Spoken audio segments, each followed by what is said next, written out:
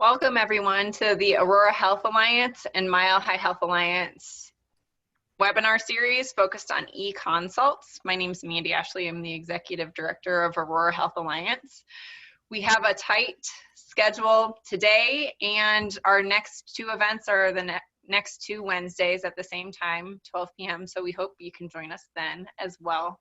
A few housekeeping things. Please keep yourself on mute because we live in this Zoom world. And if you have questions for any of the presenters, or if you want to continue the conversation, please type those into the chat. After each of our presenters, we will have time available for questions for them. So I want to introduce you to Vicente Cardona, and he can introduce himself and our speakers. Thanks. Yes, thank you, Mandy. And again, my name is Vicente Cardona. I'm from Mile High Health Alliance, and I'm very excited for today. We get to collaborate with so many different people. I also just want to say thank you all for joining us today to talk about eConsult. And like Mandy said, we have a very busy schedule, so we'll try to keep this pretty short. But I also, lastly, just want to say thank you to all our speakers for taking the time to present. So just a little bit of a rundown for today for the agenda. We'll begin the web series with Adiran Okol-Oko from Colorado Health Institute, presenting more of a level-setting overview of what is an eConsult and highlighting a statewide model for increasing access to specialty care. Then we will have Beth Newholfen to talk about Project CORE and highlight work being done outside of Colorado. And lastly, we'll end the webinar with Chris Cruttenden presenting his works and findings with their eConsult platform in California. We all hope that you enjoy this, and if I had a mic, I would hand it over. I'm just gonna hand over the virtual mic to Adiran. So thank you again. I also forgot to mention that speakers, I'm controlling your slides. So if you need to advance, just let me know. Perfect. Well, thank you both for the introduction. Again, I'm really thrilled to be here virtually with all of you guys. My name is Adiran Okol-Oko. I'm a program manager with the Colorado Health Institute, where as part of my work, I support the Ascent cohort pilot program. And that cohort, Vicente belongs to as a part of the Mile High Health Alliance. And it aims to increase specialty care access for underinsured and uninsured adults. So as a part of that work, the cohort focuses on increasing access by way of both face-to-face referrals and eConsults. So I'm really happy to be here today to share a little bit about the potential of eConsults with you. You can advance the slide, and again. Great. So let's get started. Today we'll begin by outlining part of the issue of specialty care access in Colorado, though I'm sure I'll be preaching to the choir on this call. Next, I will define eConsults and explore their potential as a possible solution. And then we will finish by introducing a proposed statewide model for increasing access to specialty care. Next slide. So what is the issue here? Well, we know that Medicaid enrollees and people without insurance use specialty care at lower rates. The median time that Coloradans wait for a general doctor's appointment is 2 days, but it's important to consider the layers that are incorporated sometimes by a single asterisk. 2 days for a general appointment, but it's more than 9 days for specialist care. And some Coloradans report waiting up to a full year. Then when you layer onto these figures the impact of insurance status, the unmet need is even more striking. Medicaid enrollees report waiting 1.4 times longer than commercially insured patients to get specialty care. Furthermore, finding a provider to even get to that step is even difficult. Medicaid enrollees are nearly 3 times more likely than commercially insured patients to report they didn't get specialty care because they simply couldn't find a provider who would accept their Medicaid insurance. And all of this ultimately results in 13% of Medicaid and CHIP enrollees and nearly 30% of uninsured Coloradans who simply do not see a specialist at all. Next slide. So what is an eConsult? I think if you can keep clicking and it should pull, yeah, perfect. What is an eConsult? One way we can begin to think about the unmet need is through this very simple framework that you see at the bottom of your screen. So on one end of the continuum, you've got approaches that connect patients directly to specialists. These are your classic in-person referrals. So a patient presents with an issue at their primary care physician's office, and that PCP refers them to the cardiologist whose office is located elsewhere, right? Ideally, the patient goes to that in-person appointment with the cardiologist to address their health need. We also hear more and more about certain specialty services being provided remotely via telemedicine in both urban and rural areas. I'm sure many of us have gotten more comfortable with this form of care during COVID times. I know I have. And then on the other end of this continuum, you've got some more upstream approaches like Project ECHO, which trains PCPs to address specialty care needs in a PCP setting, as well as eConsults, which of course is the focus for today, that support primary care physicians to practice at the top of their scope and helps to prevent a logjam of unnecessary referrals. So what I really want you to take away is there are multiple different entry points to improving access to specialty care that don't all require increased face time with specialists. And eConsults are a great example of this. This graphic is pretty simple, but I think it shows at a base level what they are.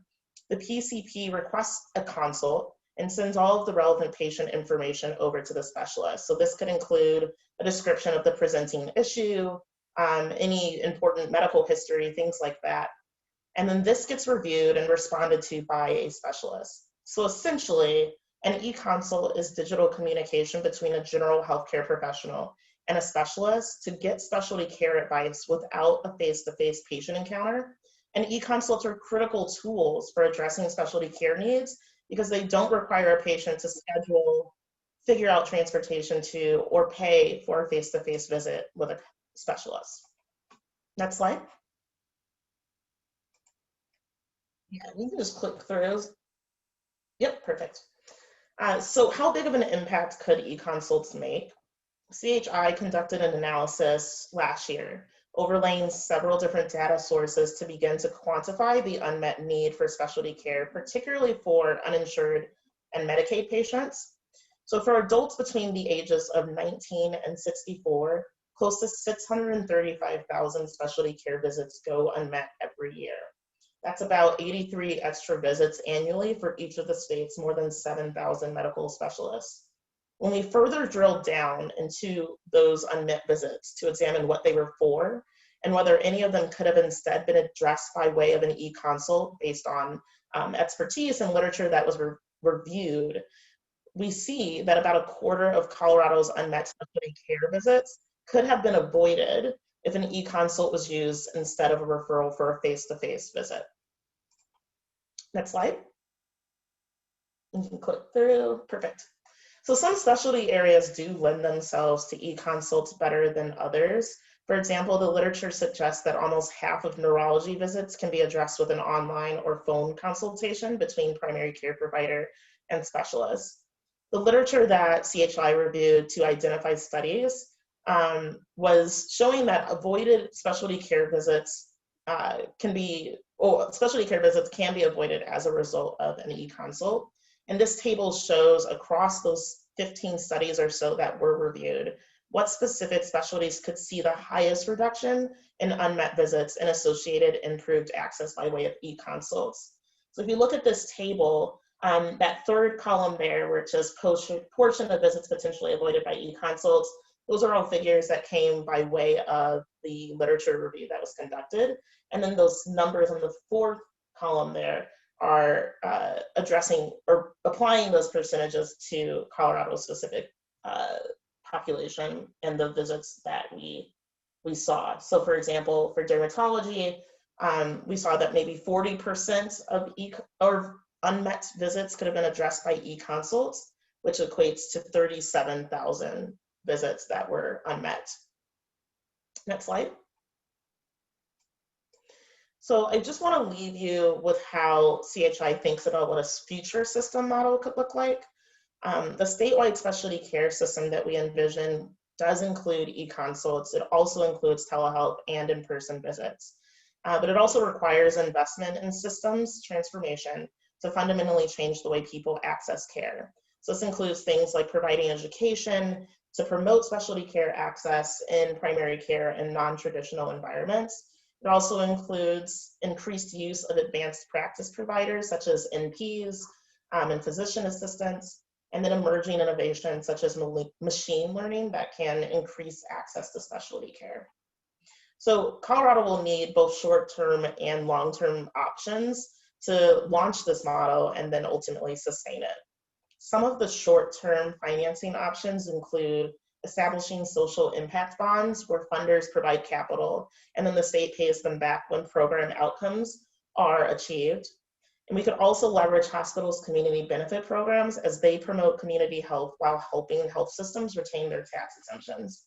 Then when you think longer term, we would need to change Medicaid and reimbursement to recognize specialty care consultations delivered via that eConsult model and its standalone repayment initiatives, because those could serve as a great incentive for specialists to practice at really high need sites. So I know that we have a really packed agenda. You can advance the slide. Just wanted to lastly make sure that I share with you all how you can read more about the work and details behind this analysis.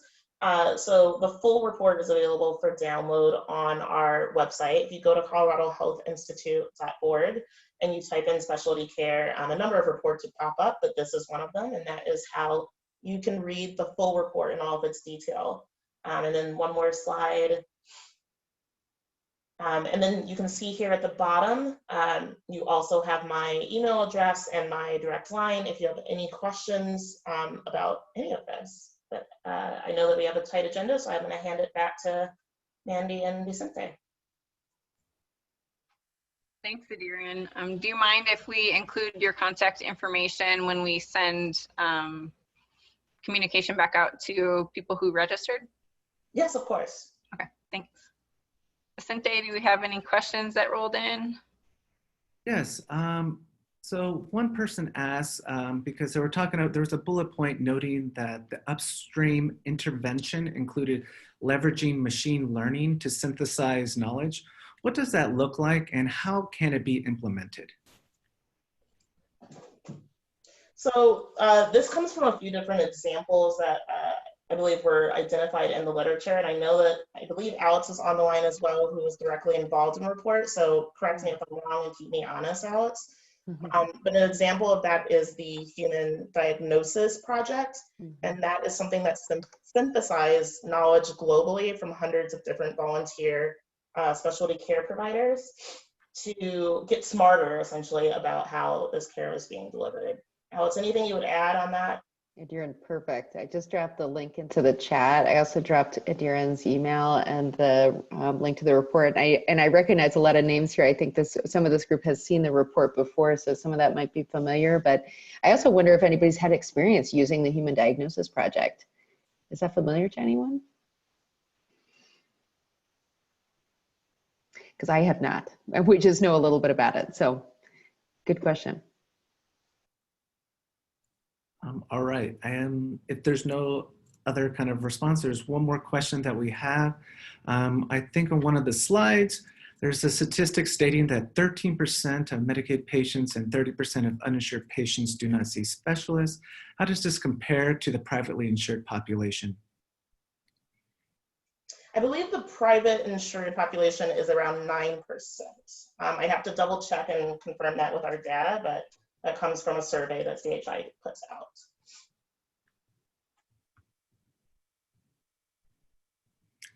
Awesome.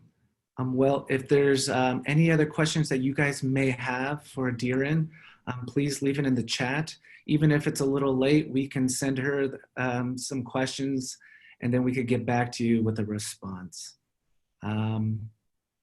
I'll just wait a couple minutes and then we'll move on to our next presenter.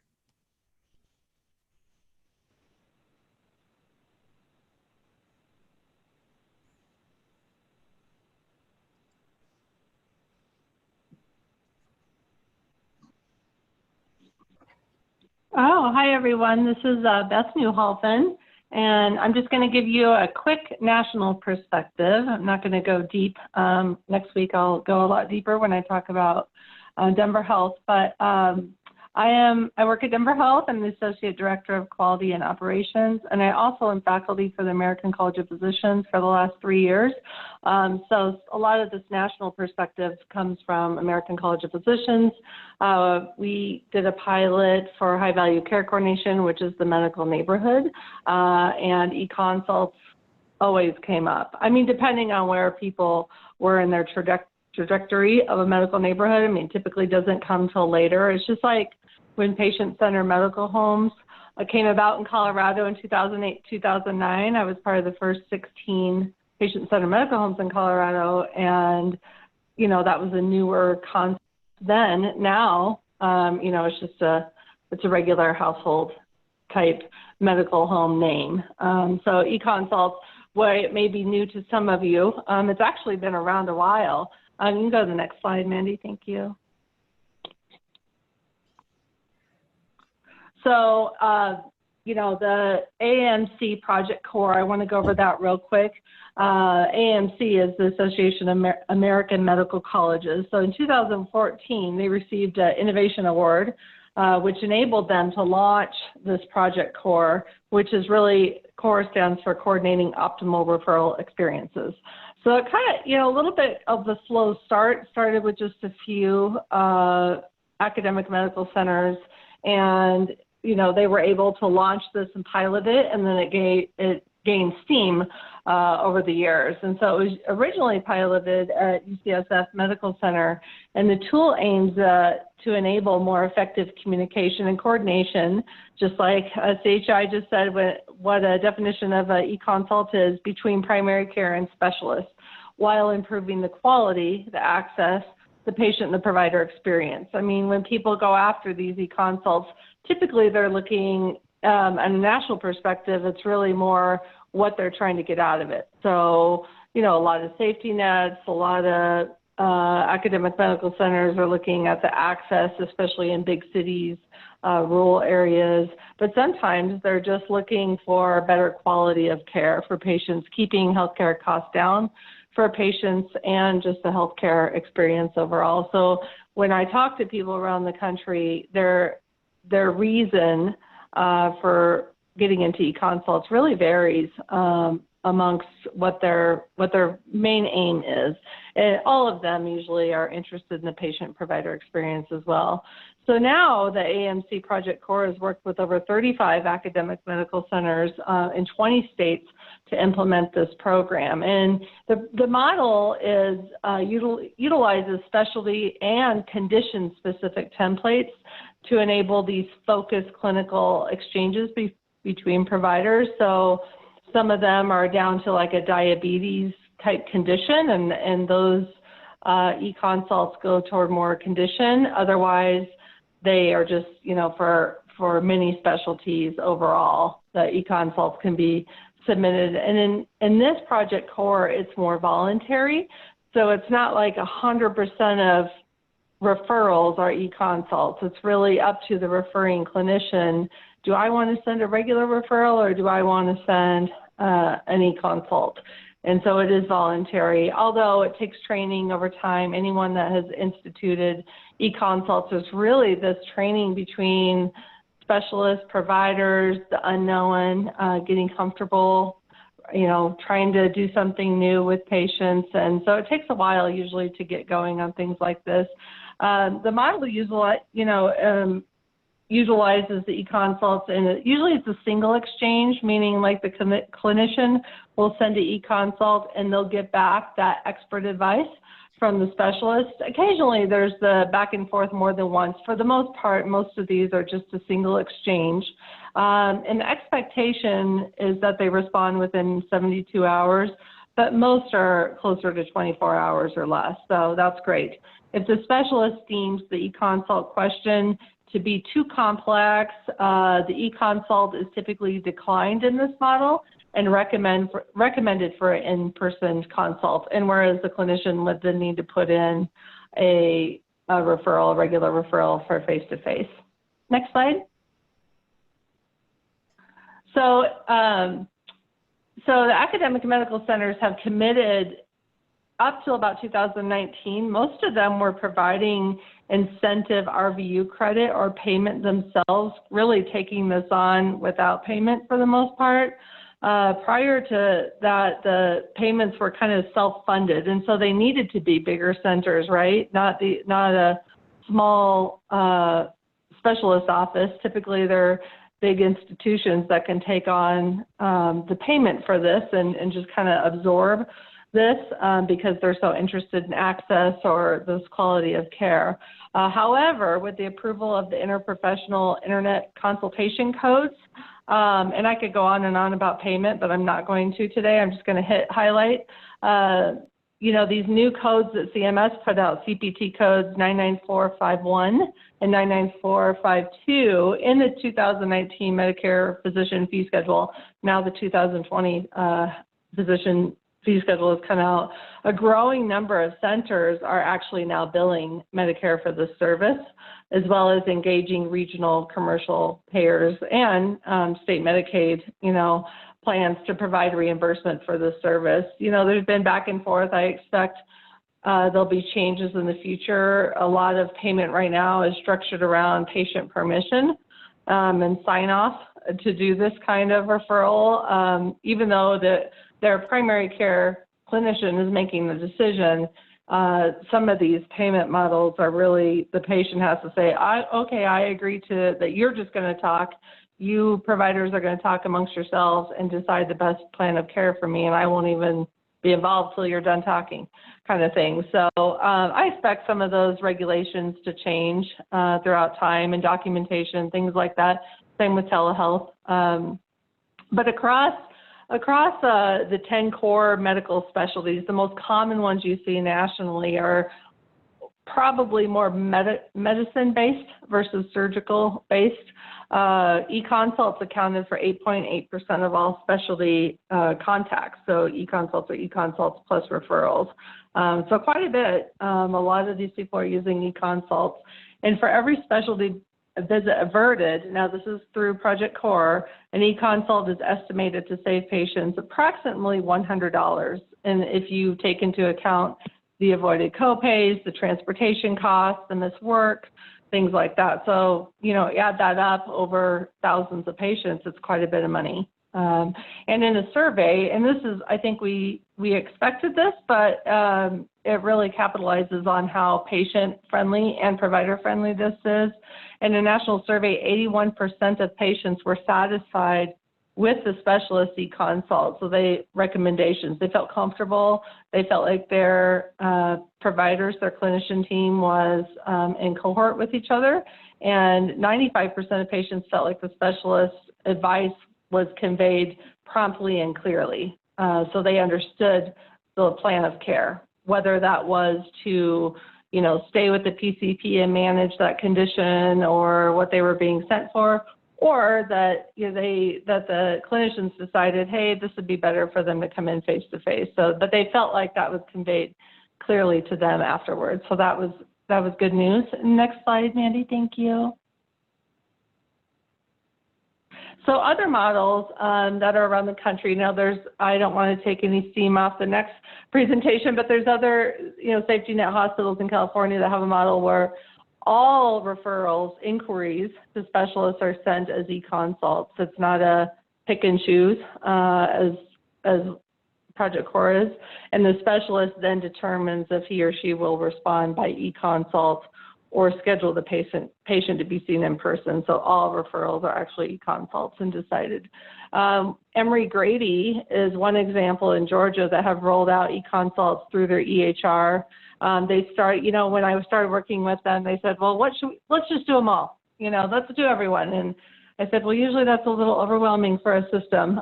Pick your number one specialty that you just have a lot of volume. You have the providers saying, you know, I see a lot of people that I don't really need to see. If I had an image, if I had something I could see those people fairly fast, you know, just online. I wouldn't really need to have an actual face-to-face visit. And so they started with dermatology, excellent results, avoided 80% of their dermatology referrals, inappropriate referrals that really didn't need to be seen face-to-face.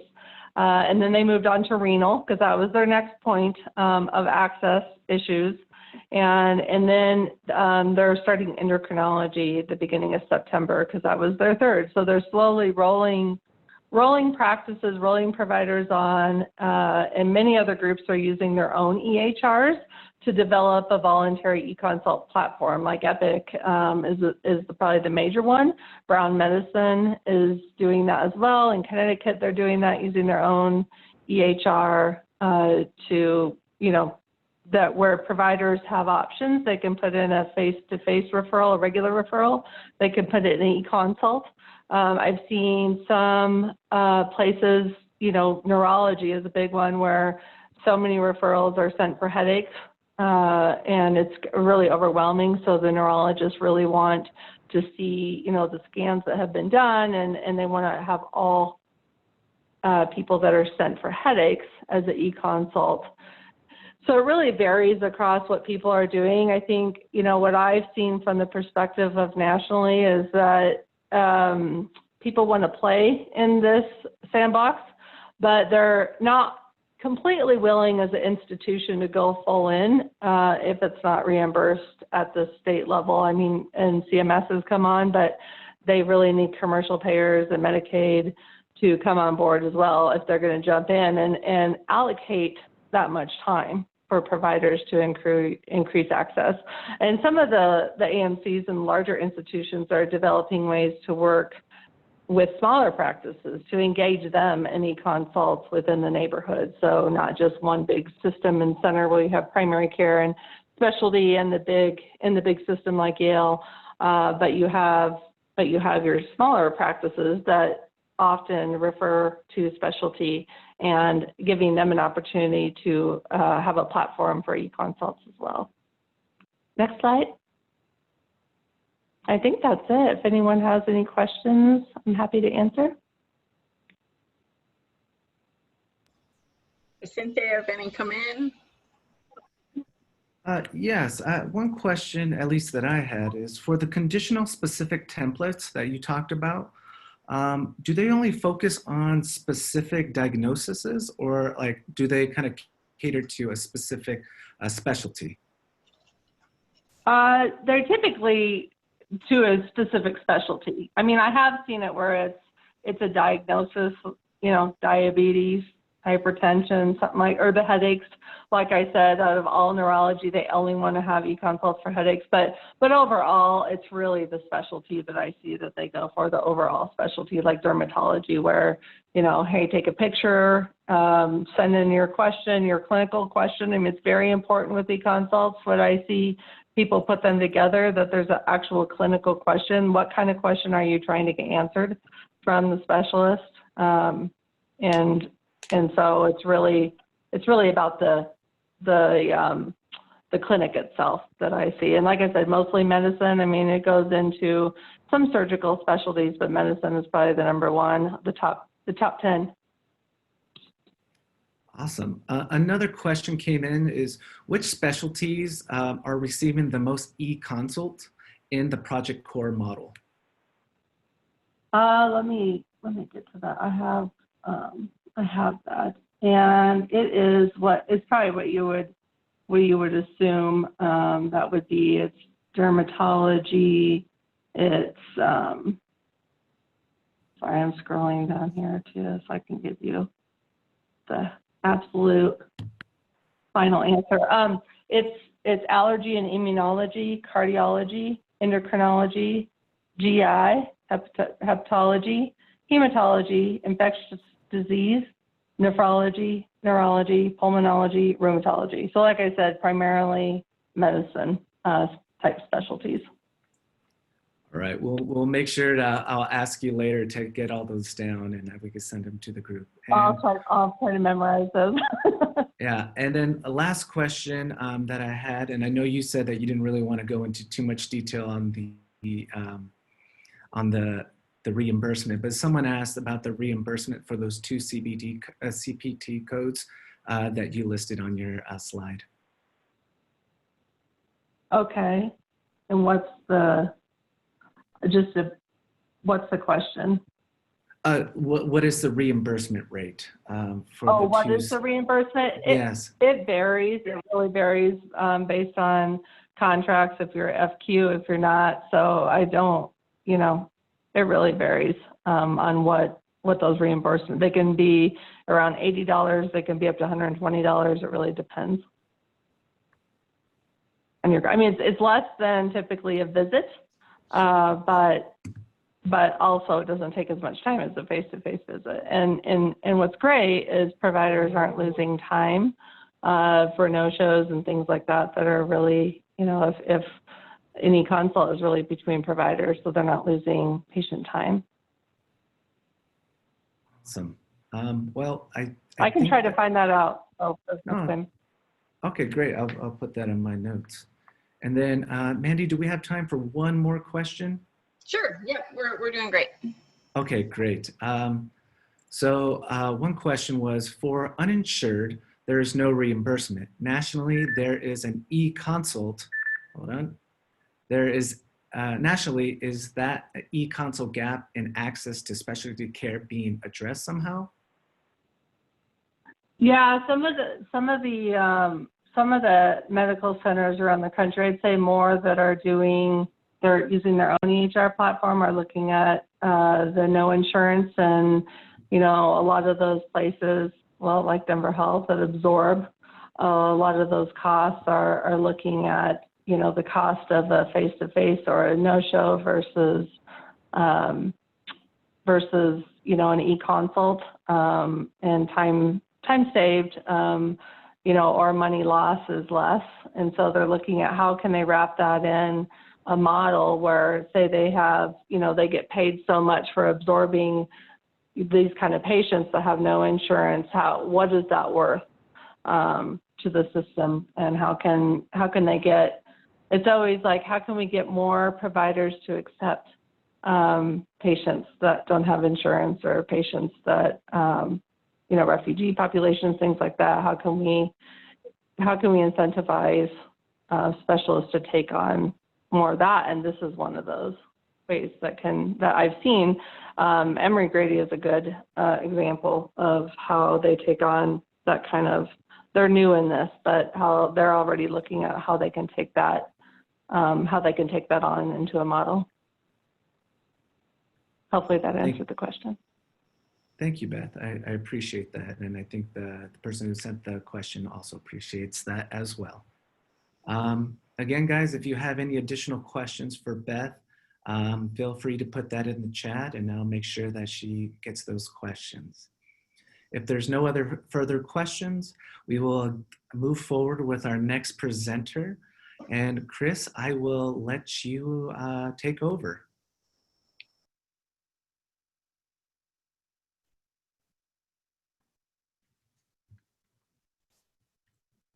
As well as another model that we've been working on in a couple places. So creating health equity through better access. Next slide, please. So just quick information about us. Safety Net Connect, Net Chemistry owns them, is eConsult solution.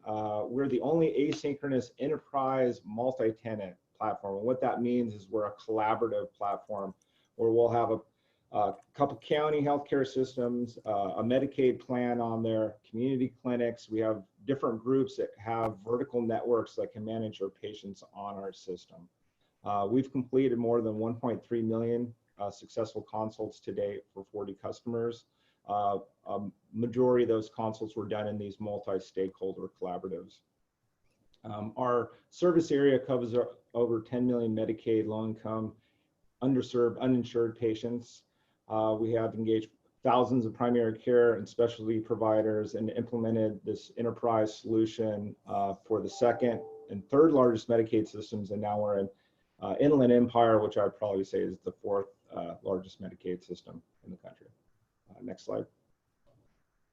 A little overview of what it looks like and some of our clients and our markets. We have over 1,000 organizations within our systems, 10,000 plus providers, obviously over 1 million consults, 10 million plus patients. We are across the country. We also work with other groups and put them in the business of eConsults. We have other people ask for our platform and then they run with it and bring their specialists to it. We're additionally working in Colorado with Kaiser at this time. Additionally, with that Kaiser implementation, we're working currently with Clinica Family, Clinica Tepeyac, Hope Light, Inner City Health Center, which is affiliated with Mile High, Mission Medical, Mountain Family, Salute Family, Stride, Summit Community, and the Summit Specialists currently in Colorado. A few of our clients, clients are LA Care, Cal Optima, Inland Empire, mostly Medicaid, Riverside Health System, and we are working within public plans, correctional, community health, as well as commercial. So we do cover the gambit. Next slide, please. So we all know it works, but S&C's eConsult solution, our model is to unlock the untapped asynchronous capacity of specialists across your state, across your county, across your region. So that's why we go with these multi-collaborative structures. Next slide. And distribute that unlocked capacity to disparate PCPs, community clinics, hospitals, and post-acute care. So an example of this is an Orange County example. We have all the hospitals connected. We have the community clinics. We have specialty networks connected, specialists even from some of the hospitals. And they all converge, as we like to call the product, into one single platform.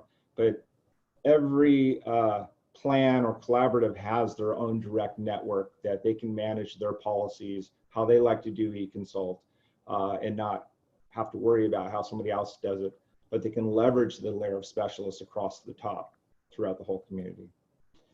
Next slide, please. So just some fun facts. Everybody's kind of doing this out in the community, but one of the keys that we believe to making eConsult successful is bringing in the eligibility for Medicaid. In California, we bring in all the Medi-Cal. In Cook County, we bring in Medicaid in the state of Illinois. We do ADT creation, so any new patients created is automatically added and created in the system. Minimally, we like to do a single sign-on. If we can do a deeper integration, order results, or once a console is completed, we send it back into the EMR. And then we also allow, in a lot of situations, where we'll do an 837 and submit the claim on behalf of the provider. Next slide. So how does our system work? It's very similar to what you've heard today. PCP sends a secure request via consult. Takes anywhere from seconds to minutes, and a specialist answer it. One of the things on the PCP side that we've done is we have pre-consult recommendations. We refer to them as best practice clarifying questions. Whenever you implement an eConsult system, I actually like just to create the dialogue between the PCP and the specialists for the first few months to 6 months, and then you start to bring in best practices, because you'll start to see a trend where you don't want to get the same question that they should be answering ahead of time versus having a specialist answer that. All patient information is to be successful is included, usually through the eligibility system, as well as because we have the eligibility feed, we know they're an approved patient and they're currently eligible at that moment for a specialty consult, but also if it turns into a referral. We'd like to help incentivize managing that patient in the medical home as much as possible. And as we saw earlier in the other slides, reduce unnecessary travel for the patient. For the specialist, providing clinical guidance and asking follow-up questions, we really believe in a dialogue. We need the PCPs and specialists to communicate. The specialists need to educate that PCP on how to best manage that patient issue. But what happens is there's an evolution within eConsult. When you have a dialogue, the PCPs learn how to ask better questions, create better consults, and all of a sudden you see this evolution of, you're not seeing these common questions anymore. You're really seeing good cases, co-management, and oftentimes they won't even ask the specialists on some of these questions because they've learned through the process. We are seeing a lot of co-management, especially in behavioral health, where the specialist will help or a psychiatrist will help with the patient in the medical home. And when you do a referral, as within all cases, they're really great referrals because you've done the pre-tests, you've done the workups, you eliminate any unnecessary travel. So if it does turn into a face-to-face referral or a video referral, all the pieces that are necessary for a good visit are completed. So usually you have one visit versus 2 or 3. And we've seen this, especially in ophthalmology, where it used to be 2 to 3 visits, getting the retinopathy and all that. And now it's usually all that's completed and it's 1 visit for the specialist. Next slide, please. So in our system, and as pretty similar with what you saw earlier today, and probably if you do some research, 54% reduction in inappropriate referrals. We do a lot of consults. Just in LA alone, 20,000 a month, and that's including consults, and some of them turn into referrals after the fact. I think in Inland Empire, we're almost up to 10,000 consults a month as well. We see a 68% reduction in patients with co-managed in their medical home. I'm sorry, so the 68% of those patients can be managed in their medical home through the specialist and the PCP management, which is really, really nice, especially in these rural situations that we have in outer LA and outer Riverside. And then this isn't for all specialties, but for ophthalmology and a few others, the wait times are reduced dramatically by 89%. LA is an amazing case study, just like we heard earlier, especially access for GI and ophthalmology and a few others were literally a year wait. And once they implemented eConsult, 2 days to access as far as communication with a specialist. And now everything's a best practice. It's literally scheduled according to when they need to see them versus when they can get them in. And one of the scenarios that we always like to refer to, even with video, a specialist can see 12 patients in the course of 8 hours, maybe a couple more. Video, maybe a few more if you have, really efficient meeting setup. But on average, when specialists get really comfortable with the eConsult system, they're doing 12, 14, 15 consults in an hour. And that efficiency just exponentially grows your capacity, especially if you have specialists across the state who may have some downtime, who can answer some of these questions and help co-manage and reduce unnecessary specialty referrals. And these data was from a published report in JAMA by Lauren Daskovich. Next slide, please. So as we heard earlier today, and if you just do a cursory look, cardiology consults with Medicaid patients result in lower means of cost per patient. Ottawa-based, Canadian, $11 per consult savings.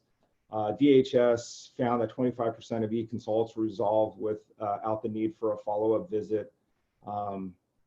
In health affairs, eConsult Medicaid patients and 4 specialties result in average savings of 84. We've seen savings from 84 to 300 across the different communities, just depending on impact and efficiencies of how they're using the eConsult system. Next slide, please. So as we heard, patients like it, and the patient impact is an interesting piece. We've done surveys and 85% is pretty good, but we've actually even seen them higher, like 95%. They love not traveling. They love knowing that the doctors are communicating on their behalf, which they probably thought was happening before, but now it's actually happening. Fewer days off work, more care received. They like being in their medical home and not having to go somewhere else that they're not as comfortable with. It's also interesting too, because once the patient knows that the PCP and specialist talking about them in this consult, they're more likely to show up for the specialty visit. They also love the fact that when they do see the specialist, they're informed, as opposed to a lot of times what we used to see, the patient would show up at the specialist office and they're like, well, what's going on? And fewer specialty visits required, treatment plan. Next slide. So primary care is an interesting one. When primary care physicians start using it, especially in some areas where they are located and have more trouble getting access to specialists, they really enjoy it. Obviously, asking a primary care physician to do one more thing is a lot, because they're already doing a ton of stuff, and we do hear that grumbling. The interesting thing is, the more grumbly the PCP is about using eConsult, the more that you're advocate about 2 or 3 months down the road. We had, who's now in charge of LA Care, Dr. Seidman, literally threw us out of his clinic saying, I'm not doing one more thing. And then he started speaking on our behalf at all these events specific to eConsult, because he loved it so much and he couldn't believe how much it was helping and how much it was creating efficiencies within his practice. So you do see improved care coordination, better scheduling, opportunities to enhance clinical capability. You're educating the physician, co-management. There's so many benefits to it. And actually you do create efficiencies where you don't have to do as many referrals. You can care for that patient sooner and quicker. On the specialist side, extending their expertise, reduced wait times, face-to-face visits are more productive. Pre-visit testing is completed, which is just huge, as opposed to sending that poor patient to the specialist who says, well, I can't do anything until you do the test. The triage for avoidance of inappropriate referrals, teach, educate the PCP. And they really do, like, once you do eConsult for about a year in a really efficient system, you start to get really great cases, which is, it's kind of interesting, but they really like to see what starts to come over the board, as opposed to like neurology. I have a patient who's dizzy and they're like, well, that's benign vertigo, do the Epley maneuver. I don't need to see that patient. And then all of a sudden it really turns into, you know, some interesting cases. Next slide, please. So keys to success, we're a little aggressive in our keys to success, and it's, you know, it is reaching, but I do think it's important. Workflow and review and redesign, really understanding what's going on, whether it's the health community, even the clinic level, how are they doing referrals now, and trying to integrate the eConsult process within that workflow, or helping to redesign it where it creates as little disruption as possible for that clinic. I do believe in incentive payments. We've done both. We've implemented without them, and it was successful. The ones where we implemented and provided a small stipend for PCPs to get on board with it, and not for the whole time, also creates a lot of success. Reimbursement for specialists, automated 837 submission is great to help coordinate that reimbursement. Minimally a basic single sign-on. And then you can't just deploy it and leave. You have to do ongoing process improvements. So you really have to check in 3 months, look how everybody's asked questions, what's not working for them, 6 months and a year. And then you can actually just look at reports and start to work on the issues that arise. You do need unified, so you need a leader that says, hey, we're going to do it. You do need quality assurance reviews. You have to look at the eConsults that are coming over and make sure that they're good, because it gets really frustrated when a PCP asks a very great question and the specialist says, yeah, or no, or just send them to me. And there's no education, there's no dialogue, there's no helping the patient in those types of situations. We also do integrated authorization approvals, which really lends to some of these clinics. When it does turn into a referral, they don't have to go and wait. I just did a consult, now I have to wait 45 days for the approval, because the consult is connected with the auth and the specialist says I need to see them. Usually they're approved right then and there, and that also streamlines the referral process. And this is a biggie, and this is impossible in all situations, but making eConsults mandatory prior to the physical referrals. We do that in LA, we do that in Inland Empire, we do that in Cook County.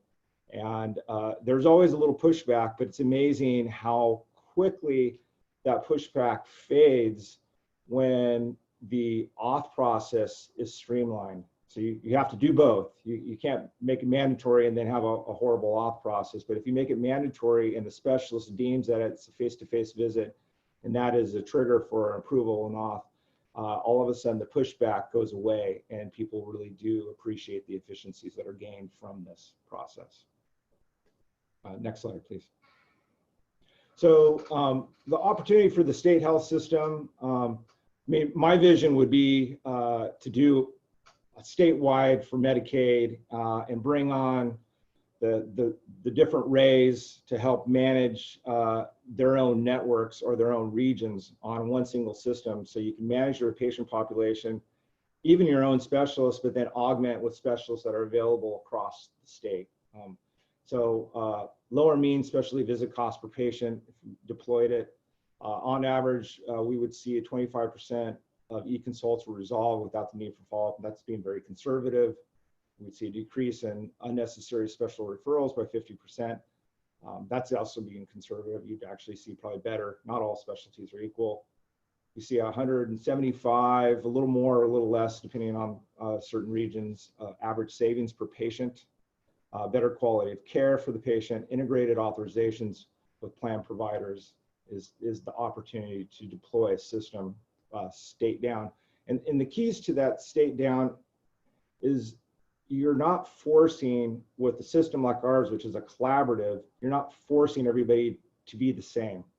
All the regions, depending on their specialties, their patient makeup, you can have your own specialists that are in your own policies, and everything is very specific to what your region needs. That's the key. And also manage your own providers and manage all the pieces to it autonomously without having to worry about, working with the other group that has something a little different going on. But you could still share specialists across stuff. All right, next slide. So one of the things that we see also, we keep running into hospital and health systems, and they're like, well, hey, we've got our integrated Epic EMR consult system, which is okay. Cerner doesn't really have anything that great right now. And they're like, well, we don't need it. And I say, if you're really successful and you're great, but what about the outside community clinics that you're trying to service? What about patients that really need to be referred into your health system? So we actually, within Riverside University in Riverside, REHS, we have that type of model. We have that type of model with Keck at USC, where they actually have extended their specialty academic network out to the community, pretty far out to the community, and they add advice, and then when they see a case that really is a complicated case, they get referred into the medical system there. So eConsult not only serve as the umbilical cord between community clinics and hospitals and physicians, but establishes a connection with the patient to enhance the quality of special referrals. A lot of these community clinics aren't on the Epic EMR or even Epic Anywhere or the Pop Health one for Cerner. They're on their own thing and they're separate. And so they need a way to be able to refer into these systems. We see with the way we're working, it prevents leakage for the hospital system, better referrals back to the hospital. Specialists can be made accessible to the disparate community from these academic centers. And then once again, you're enhancing this authorization process with the plan providers. Next slide. So we did talk a lot about medical, and I did hear a little, I believe, behavioral health. But what we've been seeing with eConsult and where it's going, we do call it the convergence of disciplines, because we are seeing medical, behavioral, and social all combined. We're seeing interesting scenarios where we have a psychiatrist who's actually managing patients because they're not comfortable going to a PCP, so they're using eConsult to speak with the PCP about certain things. We're using eConsult in LA with LA Care to do behavioral health. We do assessments on the upfront with it, and then we direct through an algorithm whether they need video chat, a face-to-face, or co-management right in the medical home. We're doing social, where we're actually referring through these family resource type centers for abuse, food insecurity, housing insecurity, because you can do a referral or you can do a specialty visit for somebody, but if they're diabetic and they have no ability to work out, they need to also socially be referred somewhere so they can actually be taught some exercise techniques and what would work within their community. So all these things are starting to converge, and eConsult doesn't have to just be singularly medical. And then next slide. So Mitch Katz was the leader of DHS in LA, and now he's in New York, but I think he put it really well. The system is a win-win for DHS, for patients it means better access, for PCPs rapid direct communication with the specialist on the best way to treat difficult problems, and for the specialists seeing the patients for whom they can add the most value. I really love that last statement for the specialist, because that is the point. The specialist is adding value at the point of care in an immediate fashion. And so that's it for my presentation. Thank you. Thank you so much, Chris. I think Vicente has been monitoring questions that are coming in through the chat. We have a few minutes for those. Yes. So one question is, you offer an incentive payment to your PCPs during the first year, but after the first year, what percentage of PCPs continue using the platform without the incentive payments? And for those who don't know what PCP is primary care providers. We were lucky in 90% of our implementations, it was required. So they were all using it after the incentive piece, but in that other 10%, you did see a fall off. And I would say if it was 100 primary care physicians, you would see a 25 to 35% fall off once they didn't receive the $20 stipend to do it. And those were a lot of volunteer solutions in a situation where even the specialists were volunteering and PCPs just had no access for these patients. So yeah, you do see fall off without the incentive. Thank you, Chris. Another question that came in, much of the larger healthcare systems are, there's a system involved where providers have to toe to the line. Do providers have independence in these healthcare systems to eConsults at their own discretion? So I'm going to refer to Inland Empire and DHS. So they have to use eConsult in order to do a face-to-face referral.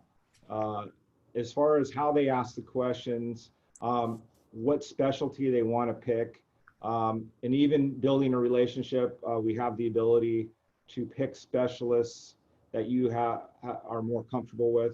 It's not all specialists are the same. You do have a little leeway in that, but the mandatory system, you can't do a referral anymore because in all those situations, they're always, I hate to say it, but throwing the patient over the wall to the specialist and let them deal with it.